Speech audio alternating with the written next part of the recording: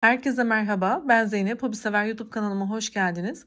Bugün sizler için ayçiçeği kare motif yapımını anlatacağım. Bir video ile yine karşınızdayım. Ben anlatım yaparken 4 tane renk kullanıyorum. Bu ipler koton iplikler arkadaşlar. Şöyle hemen göstermek istiyorum. 100 gramda 330 metre kalınlığımız. Şöyle bakalım. Tabi sizler farklı ipliklerle, farklı renklerle de yine yapabilirsiniz bu motifi. Ben ayçiçeği rengine uygun olması için bu renkleri tercih ettim. Tığ numarası olarak 3 milim bir tığ kullanıyorum. Dilerseniz hemen kolay modelimize başlayalım. Evet, bismillah diyelim ve başlayalım. İpimizi kapattıktan sonra 5 tane zincir yapıyoruz.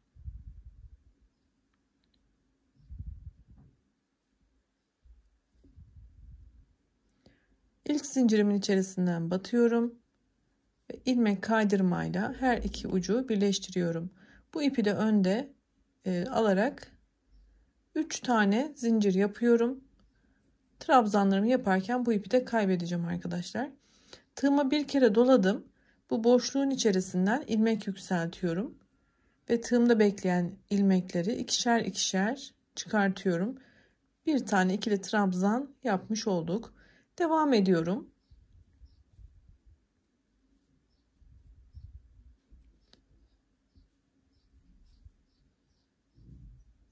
Zincir hariç 15 tane ikili trabzan yapıp geliyorum. Evet, zincirim hariç 15 tane trabzan yaptım ve bu zincirin yanındaki trabzanın tepesinden şöyle ilmek kaydırarak eklememi yapıyorum. Burada da bir tane zincir yapıp ipimi kesiyorum. Diğer rengimizle devam edelim. Evet, şimdi sarı rengimle devam ediyorum. Yapmış olduğum bu zincir tepesinden başlayacağım arkadaşlar. Bakın, buradan ipimi alıyorum, ön tarafa geçiriyorum. İpimi şu şekilde öne aldım. Burada bir tane zincir yaparak ekledim. Şöyle sıkıca sıkıştırdım. Şimdi zincirimin tepesinde ipimi uzatıyorum. Bir tane dibine battım. İlmeğimi yükselttim. Bir kez daha. Bir kez daha. Yani 3 kere ilmeği sardım. Ve şu şekilde uzattım. Şimdi hepsini tek seferde çıkartıyorum. Bir zincirle kapattım. Şimdi zincirimin tepesine bir tane fıstık yaptım. 15 tane de trabzanım var. Hepsinin tepesine fıstık yapacağım. Yani toplamda 16 tane fıstığımız olması gerekiyor. Ara geçişlerde bir tane zincir yapıyoruz. Tekrar hemen yanındaki trabzanın tepesinden başlayarak aynı işlemi devam ettiriyoruz. 3 kere saralım. Hepsini tek seferde çıkartalım.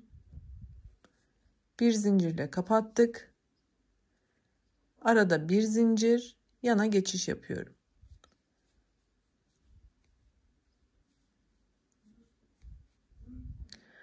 Bu şekilde dediğim gibi devam ediyoruz ve toplamda 16 tane fıstık yapıyoruz.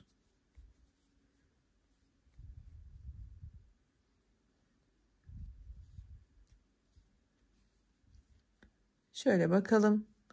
Tam bir tur devam edelim. Şu noktaya kadar gelelim. Evet, 16 tane yaprağımızı yaptık. Şimdi yine bir tane zincir yaparak başlangıçta yapmış olduğumuz fıstığın tepesinden şöyle ilmek kaydırarak ekliyorum. Ve burada bir tane zincir yapıp ipimi kesiyorum. Zincirin başından başladığım için 16 sayısını burada yakaladım. Şimdi diğer rengimle devam ediyorum. Evet, burada yaptığımız fıstıkların ara boşluklarındaki zinciri kullanarak yeşil ipimizi önce ekliyoruz. Şu şekilde arkadan alıyorum. Küçük olanı öne attım. Bu birinci zincirim.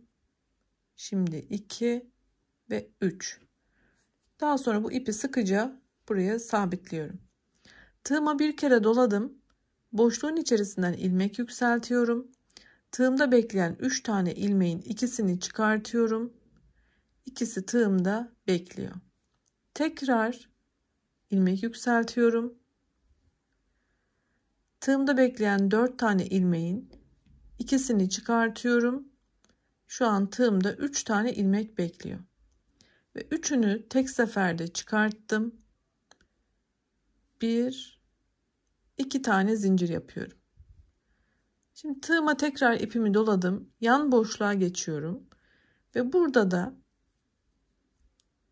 bakın 2 tane ilmeği çıkartıyorum. Tığımda 2 ilmek var. Devam ediyorum. 2 ilmeği çıkartıyorum. Tığımda 3 ilmek bekliyor. Tekrar bir kez daha 2 ilmeği çıkartıyorum. Tığımda 4 tane ilmek bekliyor. Şimdi hepsini tek seferde çıkartıyorum. 1 2 tane zincir. Devam ediyorum.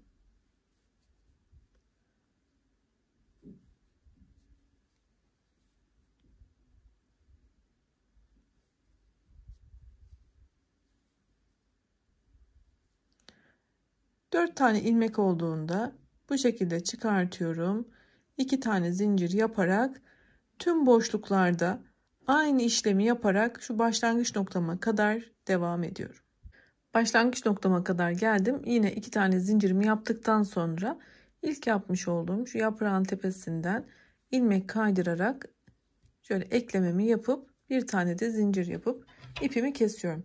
Bu noktada motifimiz biraz toplanmış olabilir. Koton ipliklerde bu sıkça görülen bir durum. Hiç sorun değil. Şöyle arkadaşlar elimizle düzeltelim. Farklı bir iplik kullanıyorsanız da aradaki zincir sayınızı yine kendi el ayarınıza göre ayarlayabilirsiniz. Artırma yapabilirsiniz. Şimdi diğer aşamamıza geçelim. Evet, beyaz ipimle devam ediyorum. Herhangi bir boşluktan yine şöyle ipimi ekliyorum arkadaşlar. Şöyle 1 2 3 ve 4. Burada artık 4 zincir yapıyorum. Şöyle ipimi kenara doğru çektim. Evet. Şimdi tığımı 2 kere doluyorum.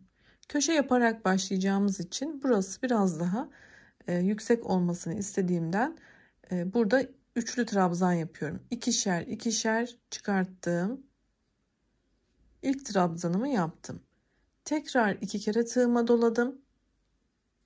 Aynı yere üçlü trabzan yapıyorum. Zincirle başladığım için burayı 3 kabul ettim.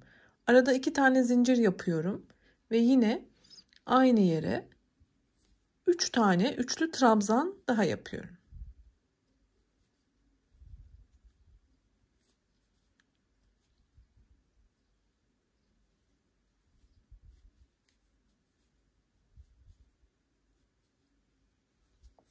Evet, köşemizi bu şekilde başlattık. Arada zincir yapmaksızın tığıma tekrar ipimi doladım. İlk boşluğumdan ikili trabzan yapıyorum. Burası daha alçak olmalı. 3 tane ikili trabzanımı yapıyorum. Bakın şu şekilde. Tekrar devam ediyorum. Yine bir kere doladım. Zincir yapmadım. Diğer boşluğa 3 tane ikili trabzan yapıyorum. Dediğim gibi aralarda sizin ipinizin türüne göre kastırmalar yapıyorsa bir tane zincir ilave edebilirsiniz. Benim için gerekli değil.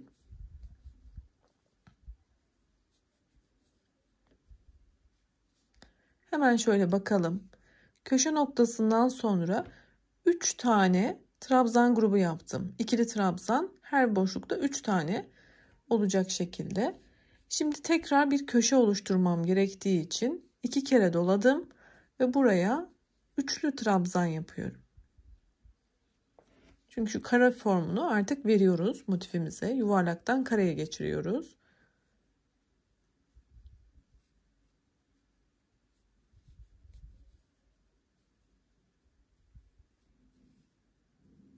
Arada 2 zincir yaparak yine aynı yere 3 tane üçlü trabzan yapıyoruz.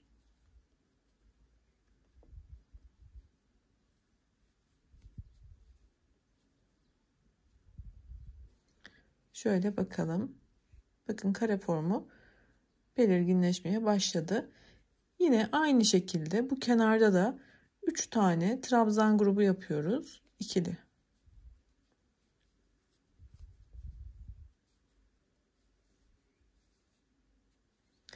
Bunu 4 kenara da uygulayacağız arkadaşlar. Burada yaptığımız gibi 3 tane grubu oluşturduktan sonra bir tane köşe, yine 3 tane grup oluşturduktan sonra bir köşe daha ve tekrar devam edeceğiz. Şu başlangıç noktasına kadar yapayım. Bir de öyle bakalım. Evet, başlangıç noktama kadar geldim. Burada yine zincire değil, şu yanındaki trabzanın tepesinden ilmek kaydırıyorum. Bir tane de zincir yaparak ben burada motifimi bitiriyorum. Dileyenler sıralarını devam ettirerek motifi büyütebilirlerdi arkadaşlar. Şöyle arka yüzden de yine ipimizi gizleyelim. Evet, çok güzel oldu gerçekten. Şöyle de açalım. Bu ipleri de keseceğiz daha sonra. Evet, umarım beğenmişsinizdir. Daha önce sizlere bu şekilde yapmış olduğum motifleri nasıl eklememiz gerektiğini anlattığım videolarım mevcut. Yine eğer battaniye yapacak ya da farklı alanlarda kullanacak olursanız motiflerinizi eklemeyi, kenar bordür yapımını, kenar tığlamasını anlattığım videolarım bu videonun sonundaki oynatma listemde çıkacak. Lütfen o listeye tıklayıp bakın arkadaşlar. Motifinizin diğer aşamalarını takip ederek siz de güzel örtüler yapabilirsiniz. Beni izlediğiniz için çok teşekkür ediyorum. Yeni videolarda görüşmek ümidiyle sağlıkla kalın. Hoşça kalın.